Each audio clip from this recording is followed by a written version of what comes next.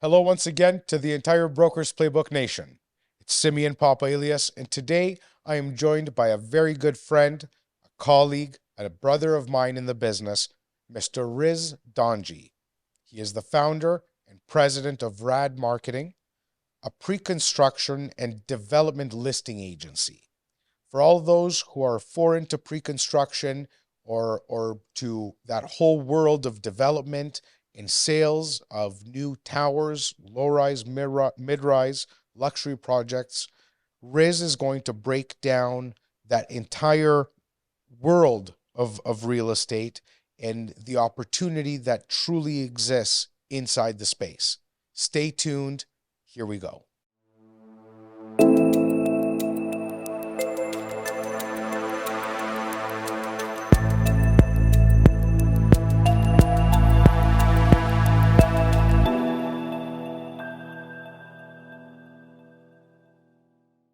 Mr. Riz Dhanji, welcome to Broker's Playbook, my friend. Simeon, thank you for having me on. I am very, very excited today. It's been a long time coming. You've been on the show before a few years back. A very different market. Well, actually, the time I was on, I think it was in the middle of COVID. It sure was. Yes, it was. If I recall that. Yeah, it was assuming. We were assuming we couldn't meet each other. We couldn't meet each other. But more importantly, the world was a different place. The market was a different place. Real estate as an industry has transformed both during COVID, pre-COVID, during COVID, and now post-COVID. Mm-hmm. We have seen some major shifts. And you are specifically one of the people I trust most from an opinion perspective, an insight perspective. And that's why I'm thankful you're here with us, that you took the time to give us your time and share with us your insight into a world that has billions of dollars, both in inventory for investors, but more importantly, billions of dollars in commissions to be earned by agents who understand how to work the asset class, and more importantly, how to make it work for their clients. Absolutely. Take me through maybe, I'm going to start again. Give me a synopsis of why you created RAD Marketing, why you thought there was a void that you are filling, because I know that you are definitely filling a void in that business. Tell the audience kind of what you do and why you do what you do. Yeah, I think I've been in this business for over 25 years. And what I found is working in-house for developers for probably close to 15 to 20 of those is that Toronto is a city that's one of the best in the world. And I don't think us as Torontonians think it's the best city because we're always in this city. But I travel around the world. I see great cities around the world. But I always see mediocre architecture and design. And I've always been fascinated as why Toronto doesn't want to push the envelope on doing something different. It doesn't have to be expensive. It doesn't have to be luxury, but just being thoughtful in everything that we do. Like, try to leave a legacy, try to leave a footprint that you were here. Yeah, and I don't think it's only myself. It's leaving something for the city. It's leaving something for the investors who are buying there, who are probably going to get higher rents or higher resale values, which I've seen. And also something for myself, which is leaving something great for the city. And so I started RAD with a group of amazing individuals who have over 30 years of experience.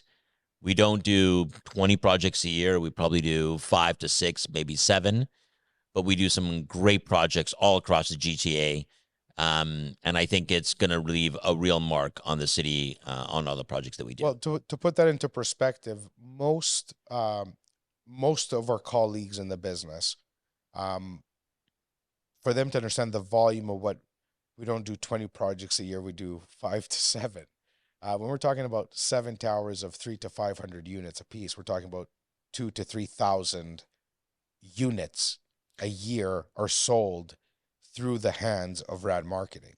Yeah, so we'll do close to 2,000 to 3,000 units a year, exactly what you're saying, over $1 billion in real estate a year. So with that being said, that's why it's impressive And what I've been trying to do for the last maybe 5 years of my career, and what I'm going to continue to press on, is bringing that inventory and this opportunity into the hands of my team specifically.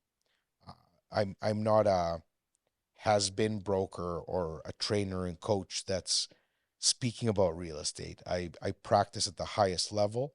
Our team is the biggest across Canada's biggest brokerage of 23,000 agents. We are right at the top, number one in transactions, number two in GCI. So I'm not saying this to come from an ignorant perspective, but our team went from 5, 10 agents, 15 agents to now over 55 agents in the GTA. And I'm looking to bring this opportunity across our entire industry, because the more we collaborate, the greater we rise together. What steps have you taken? Let me change the question. What steps can you take today on this show right now to open the gate? What is the secret to pre-construction? What does an agent need to do today to start learning the skills and or getting access to this inventory and bringing this world of pre-construction to the hands of their clients? Yeah, it's a great question, Simeon. I think number one, you need to farm your leads. I think resale agents have this vision that they can only participate in resale and that their clients are only interested in resale. And we can't bring them another opportunity because it's outside of our comfort zone and what we've done. It's outside the agent's comfort zone. It's outside the agent's comfort zone. They're making the assumption that it's outside their clients. Correct. They're making the assumption it's outside their client's comfort zone. And because they don't know too much about it, because they haven't been on or listened to shows like you or listened to people like you who are trying to educate agents on why to get into pre-construction, they will stay in that zone, which is the resale zone. The biggest difference we've seen is, I'm actively building a very specific training for investment real estate, and it'll be inclusive of pre-construction, and that's a matter of a few months away.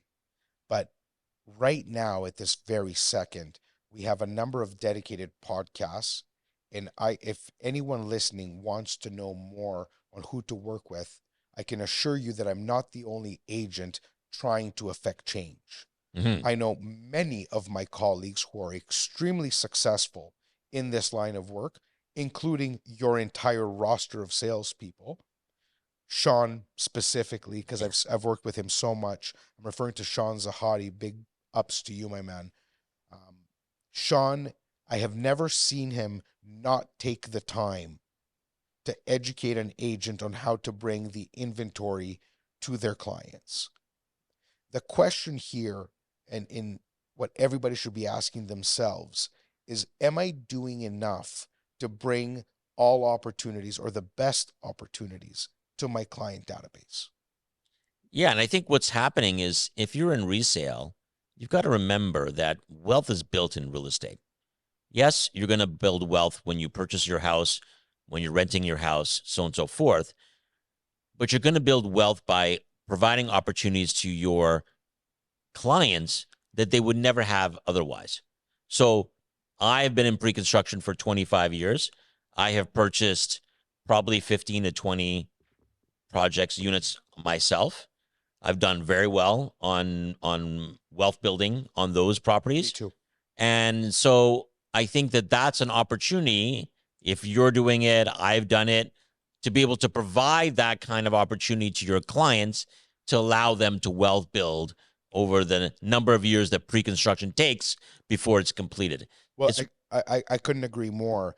In one of the absolute biggest points that I've been able to articulate properly to residential resale agents looking to grow is this. If any agent practicing in 2015, we're talking about 8 years ago. Let me go back 5 years, 2018. If you got started in 2018 and you sold your client a home in the GTA, any market, pick a market, any market, you sold it for a bare minimum of $200 to $300 per square foot, low rise or high rise, less than it's worth today, being fall of 2023 in a market that's taken 14 interest rate increases, been badgered over the last 2 years, but values still being minimum $300 a square foot higher than 2018, meaning that on the average 2,000 square foot home, we're talking about $500,000. Mm-hmm. If you've already proven as an agent to your client the historical appreciation story, because you can go back 40 years. We have all the data where Toronto is part of organized real estate. The 40-year appreciation index is almost 7% per year. The 5 years being abnormally higher. The last 2 years abnormally lower. But I can assure you that in 40 years from today, the story will be exactly the same.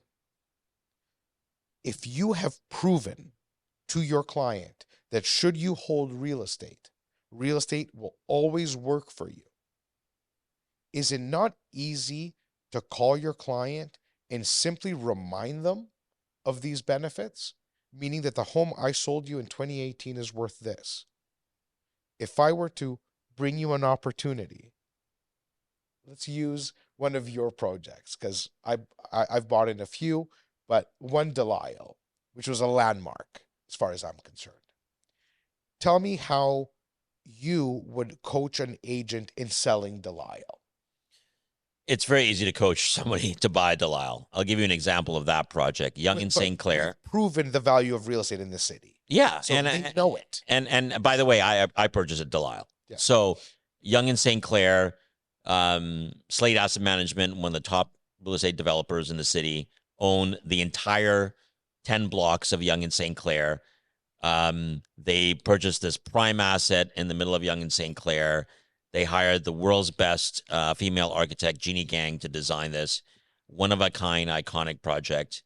We launched this project in 2021 in the middle of the pandemic. You brought your clients. I had my own friends and clients that purchased. At the time, we were somewhere in the range of $1,650 to $1,700 a foot when we purchased.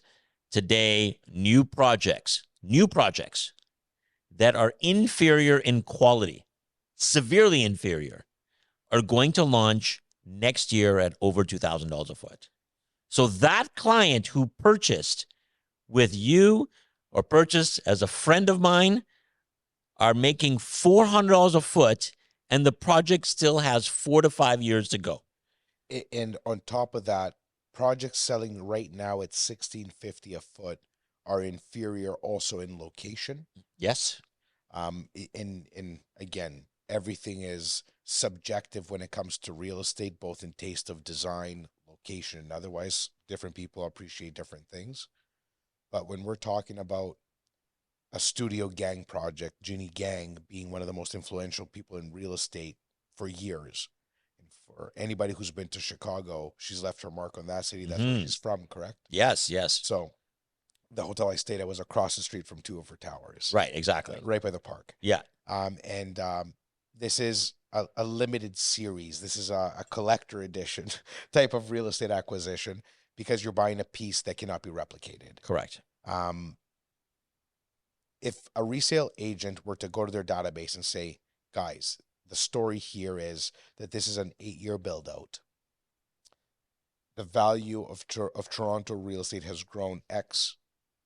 This is what we can safely anticipate it to do over the next this many years, 5 years of a build out, and build that delta. A lot of them would have a tremendous amount of success, and they can bring something in that's fresh to their clients, meaning that above and beyond waiting 5 years or 8 years for them to move before your client calls you or you call them, you have a reason to give them a call and create a transaction that's going to benefit both your client first and you second. Where do you see the most agents doing this right now? In the city, or where in the city, and what projects are they selecting? Well, I think right now there are a lot more resale agents that are starting to farm their 100%. clients, which is a good thing. I Well, they've think had to. There is no listings. there's no listings. Yes, we So, we have, we have no listings that are available.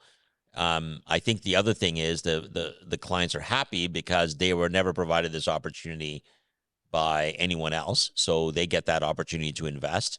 They've been with someone that they trust, so that they know that if you're making a recommendation, that this is probably going to be a great project.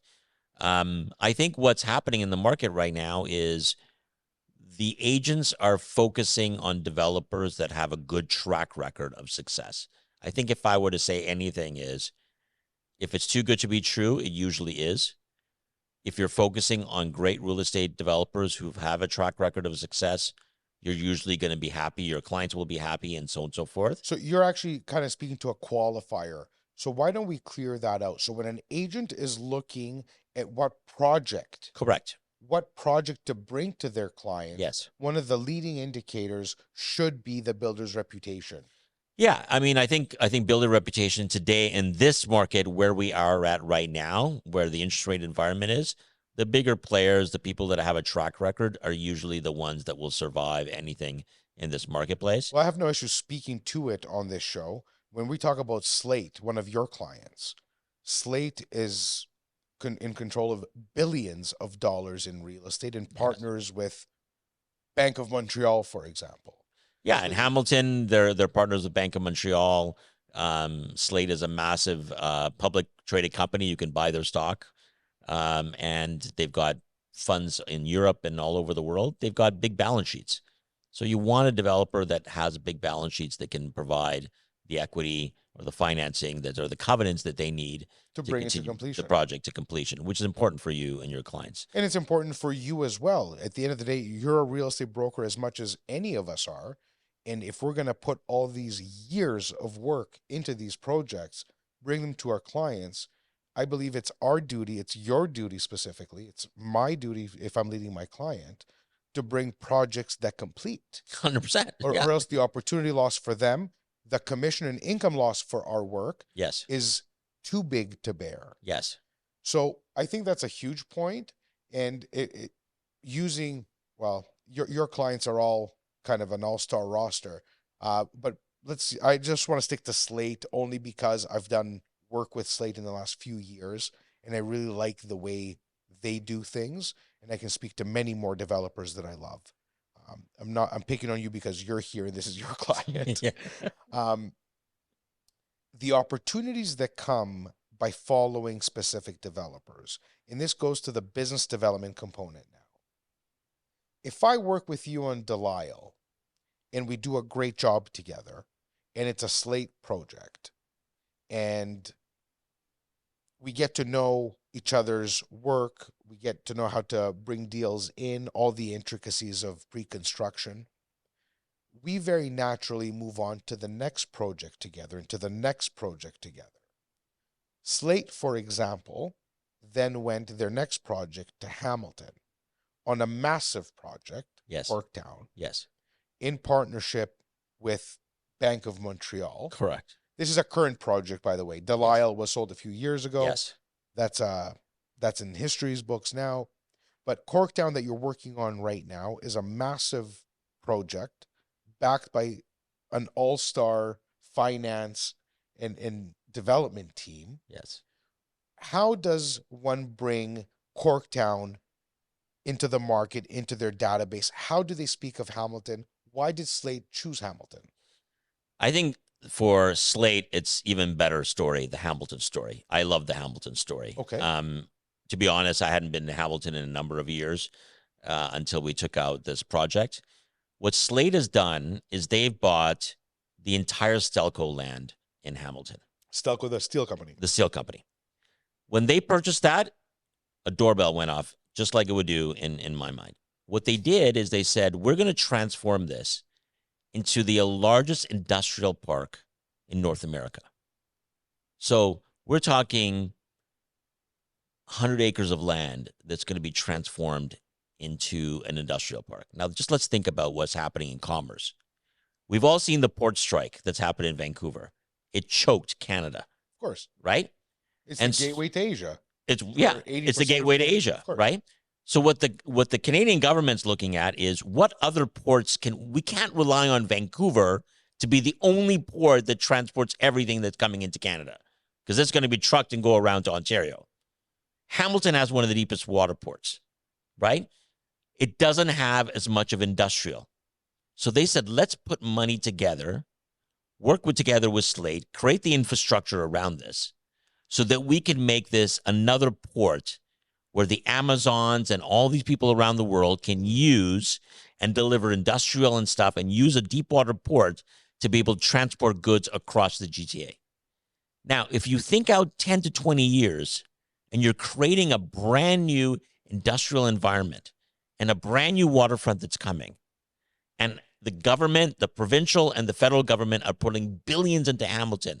It's one of the largest cities. They have invested $4 billion in infrastructure for the re-gentrification of the entire port, Correct. of the entire waterfront. Correct. West Harbor, Pier 8. Pier 8. Yes. Over 2,000 doors Yes. are going, and the roads are, this isn't pie in the sky No. stuff. This is money and infrastructure spent. What a story. Correct. And I love the story there. It's a major city. It's got its own airport. Hamilton has everything to be one of the largest cities in the GTA. I think it's going to be next to Vaughan, one of the largest. It's still one of the most affordable to be able to purchase. You can get on the go. It's funny. One of the largest real estate developers, and I won't mention the name because you know them very well, someone there works for development, said, "Oh, Riz, I heard that you guys are doing Corktown. I live a block away." I said, "Oh, really? But your office is downtown." She goes, "Yeah, I get on the go. I'm downtown in 1 hour. It's got Wi-Fi on there. I can do my Wi-Fi. I can do my work. I'm into work. I do my work and I come back. And there's so much to do in Hamilton. There's a great restaurant scene. There's an amazing art scene. There's the best outdoor activities that are there. And I have that lifestyle that's there. And it's very affordable to live." And that's what we're seeing that's happening across the GTA, is that some people will still always want to live in Toronto. For sure. And that's great. There are some people that say affordability is better. I think Hamilton is going to be the next location to be able to do Not that. everybody can live in Toronto. No, they can't.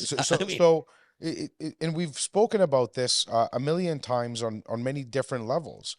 Toronto is en route to being the next New York. Yes. As far as the eastern seaboard is concerned, I think we might be the only one with the opportunity to be New York. Chicago's in a very different circumstance, where Toronto has really become the go-to destination for the world, and that's why it's rapidly developing. But with Toronto specifically, with over 60% of its downtown core residential is already owned by investors.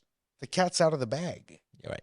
We are becoming a renter city, whether we like it or not. The problem that you have, Simeon, and I'll tell you the biggest problem that we have. The biggest problem that we have with every client that I work with, and now I'm working with some of the biggest REITs in the country, some guys that are the largest landowners in Canada. They cannot make rental work because the costs are too high. Purpose-built rental. No, they cannot. They can't make it work. No. They'd rather forego that and do either condominiums or look at different uses. If you are an investor in this city, you are the only, and I'm literally telling you, 99% of the housing stock in Toronto, I'm not talking about anywhere else, but in Toronto, is because of investors like you. Yes. And if you do not provide that housing stock, this market is going to get worse and worse. So, it is extremely expensive to live in Toronto, and it's going to get extremely more expensive because no one's building anything, and it's going to get worse and worse. And every year that we complain about it, every year it's going to get worse. So, and when we say, again, we're saying it's getting worse. Affordability is eroding, is getting worse. Yes. The circumstances for a balanced market, the fundamentals are still the same. It's supply and demand. What you're referring to is because the REITs cannot make the financials work for purpose-built rental, we rely on the everyday retail investor, right? Which is everyone's clients, my clients, your clients, everyone's clients. What I was referring to, the New York effect, New York is no different. I have never met in my life a person who said, hey, I'm moving to New York next year because I got a new gig, and I'm going to be buying myself a $4 million apartment. Right. It doesn't happen. Maybe it's not my friends. No. Maybe other people know these people. I don't. Every single person that I know who went to Los Angeles, who went to New York, who went to Miami, went for a reason, whether it was school, work, career changes, and they went and rented. Toronto has now become that destination. The opportunity in Toronto, and I'll get back to Hamilton because that story is so relevant. One feeds the other. As Toronto grows its blue chip value, Toronto real estate is, again, collector's edition. You need to bear potentially negative cash flow to hold real estate that's appreciating forced, no matter what you do. Our immigration policy, our housing policy, our red tape preventing things moving faster than they should. Blame it on whatever reason you want. But the next decade in Toronto real estate is going one way and one way only, and that's an upwards trajectory. And that anecdote of your friend going an hour on the GO train to a city that has it all, because Hamilton is probably even older than Toronto. It was a capital at one point, no? Yes.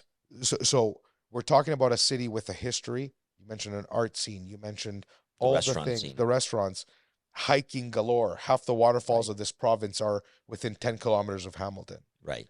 So you're talking about markets that have been now identified as excellent residential options with high efficiency transportation into Union Station. Yes. Now I'll take it back full circle. Speaking to resale agents, our brothers and sisters in the business who say there are no deals to be had because there's no listings, I have no deals to do. You do have deals to do. There is inventory. I have a marketplace on brokersplaybook.com. Somebody can contact you and your team directly, should they choose to, and ask, how do we work together? What do we do? I think that the opportunities in this marketplace for existing condominium developments is probably the best I've seen since the financial crisis. Define that. When we had the financial crisis, developers were really looking to get to their construction start. They were looking to reduce margins.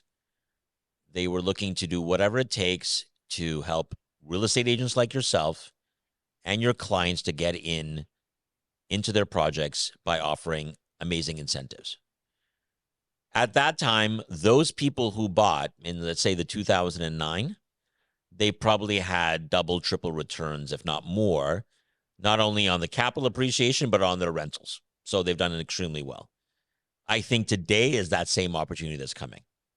I think you can walk into a lot of developers today and get some incentives that your clients will be extremely happy about in the next 5 to 6 years when these projects get completed, because they will be the ones holding the bag with great upside potential and rental appreciation.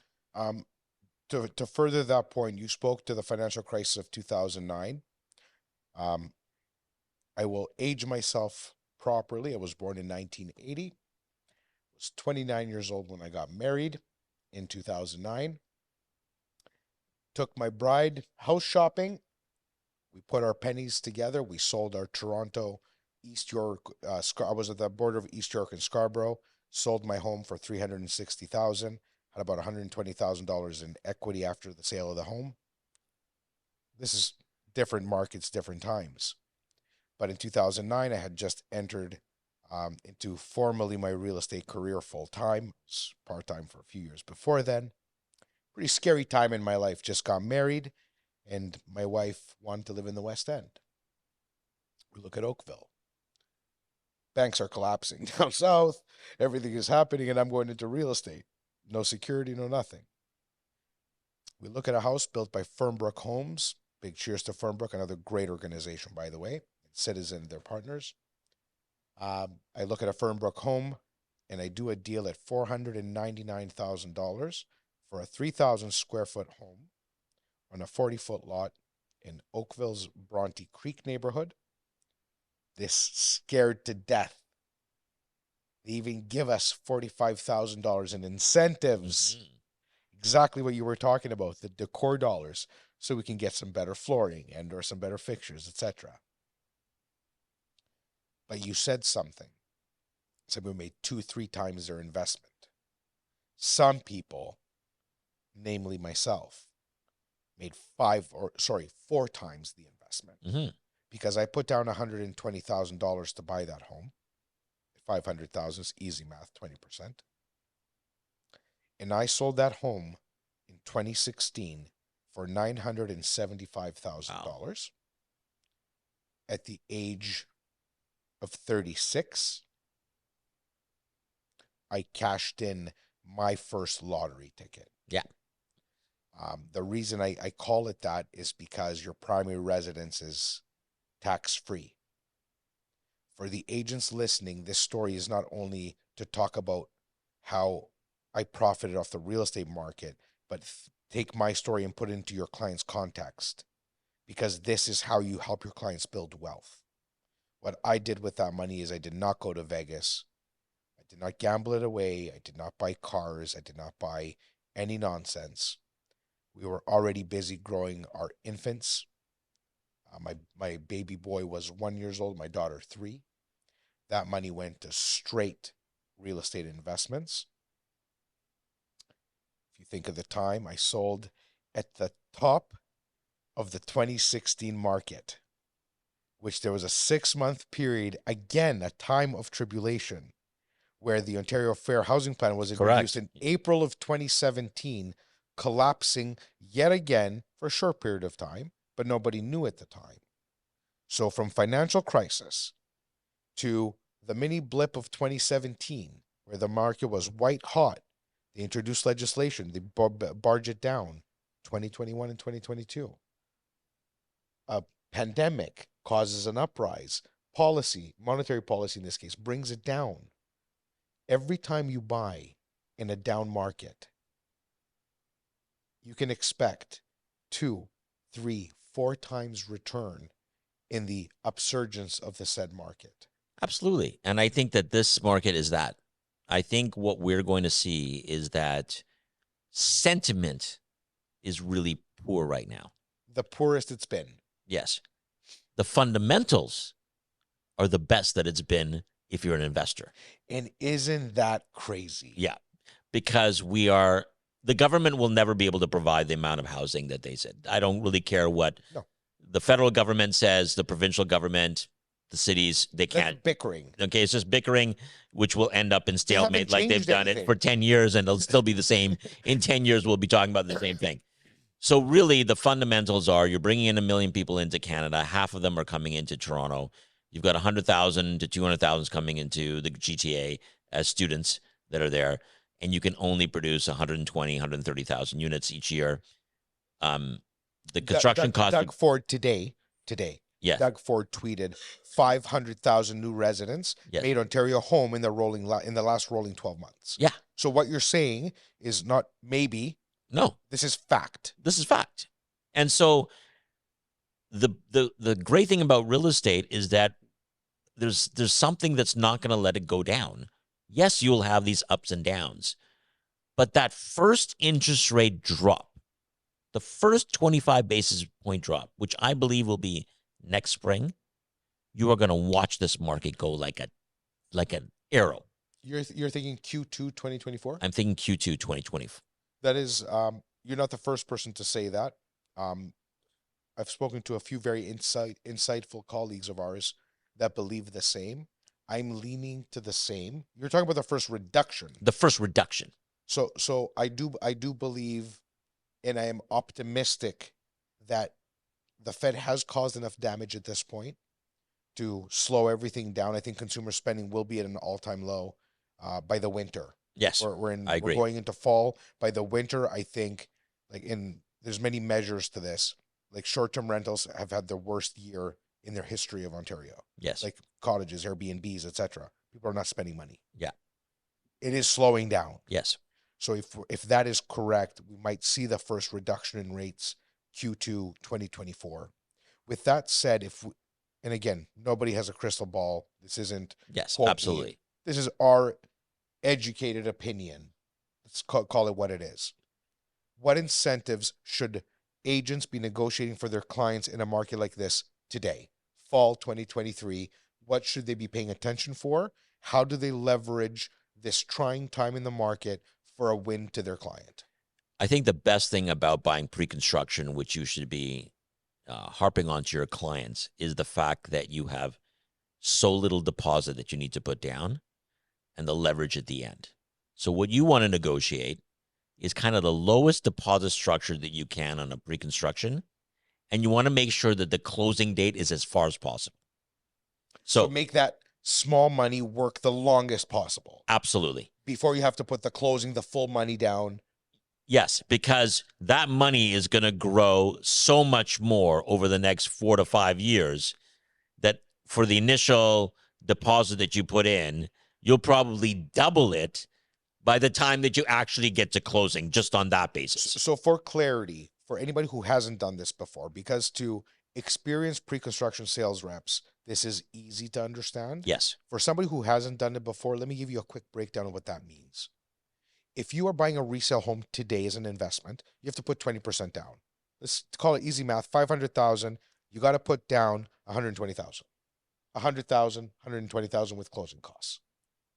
With pre-construction, I have to put not 20% down now, rather 5% or 10%, depending on the deal.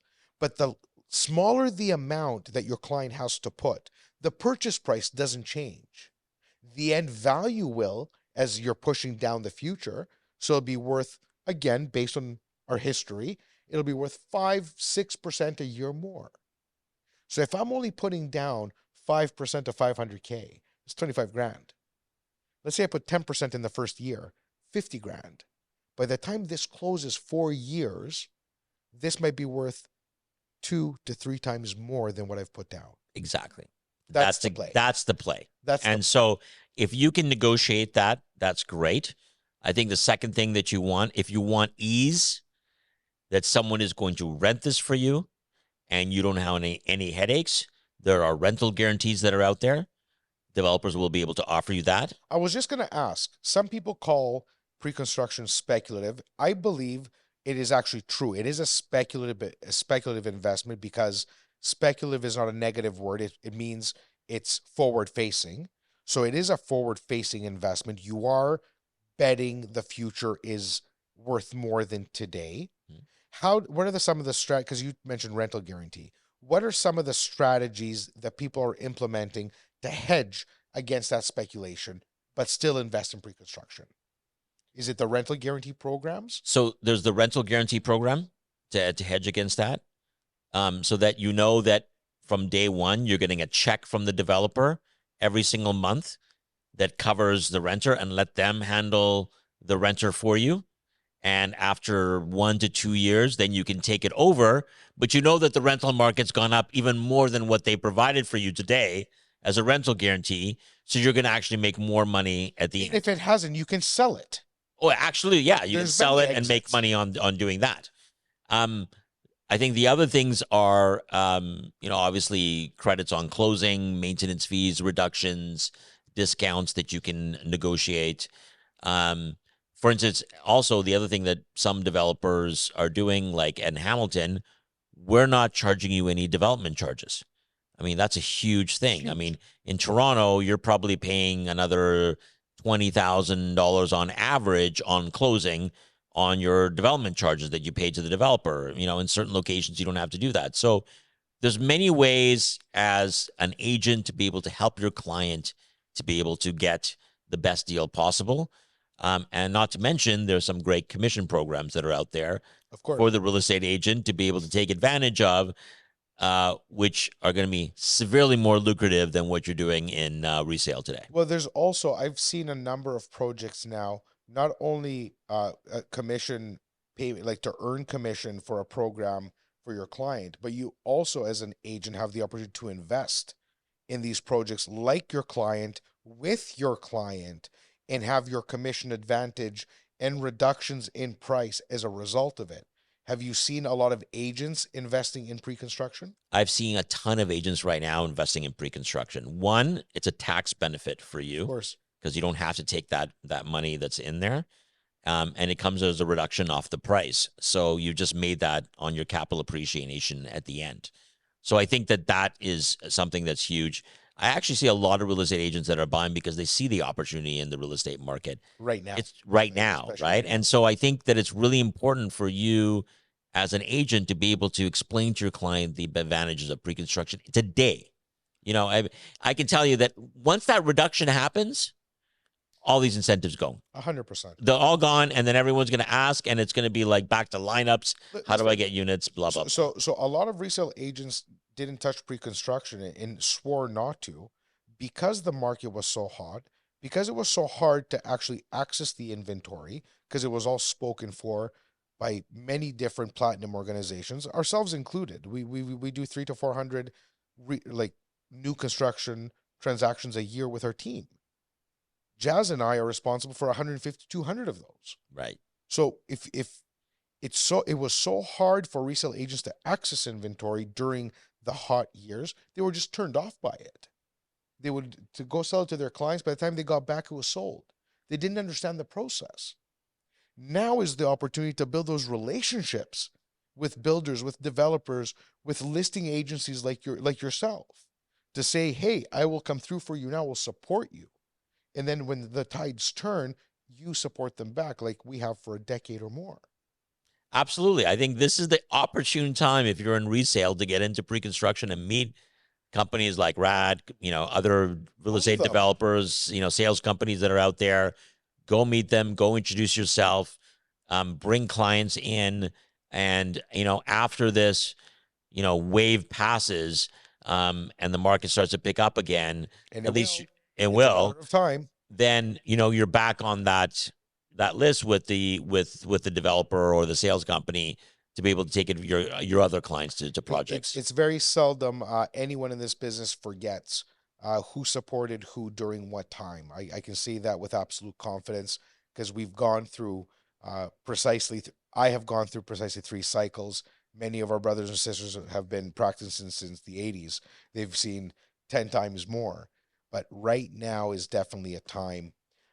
To bring this to a close, I want to really remind everyone the Broker's Playbook podcast that I hope serves as an educational source of understanding our business better, bringing people, new people, existing people, prominent people together for everybody to be able to understand what's happening out there and all the different options that exist to us. Broker's Playbook serves as a marketplace, as a source of both education and opportunity. And I can tell you that there's not a single project that you are handling right now that is not loaded onto my portal. Thank you. And I invite every single one of my colleagues coast to coast. Doesn't matter if you have clients for Toronto or otherwise or what you're looking for. Understand the asset class. Dig into the portal and understand the different types of projects, the timelines, the incentives. So when you are ready, when there is a project that you feel your clients will like, you are ready to transact. You are ready to seize the opportunity and add 3, 4, 10 transactions to your year like this. Yep. Riz, I want to thank you so much for coming to the show. Yeah. You are appreciated. You are valued. And I think a lot of people are going to benefit from your insight. Thank you for being here. Thanks again. Cheers. Cheers.